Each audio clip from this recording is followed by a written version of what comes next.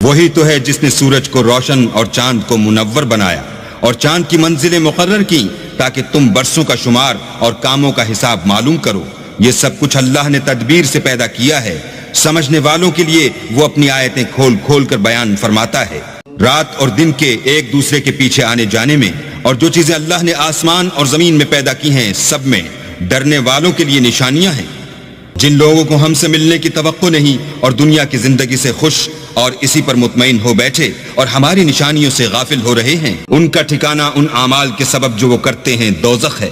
और जो लोग ईमान लाए और नेक काम करते रहे, उनको परवरदिगार उनके ईमान की वजह से ऐसे महलों की राह दिखाएगा कि उनके नीचे नेमत के बागों में नहरें बह रही होंगी। जब वो उनमें उनकी नेमतों को देखेंगे तो बेसाख्ता कहेंगे सुभान अल्लाह, और आपस में उनकी दुआ सलामुन अलैकुम होगी और उनका आखिरी कौल ये होगा कि अल्लाह रब्बुल आलमीन की हम्द और उसका शुक्र है।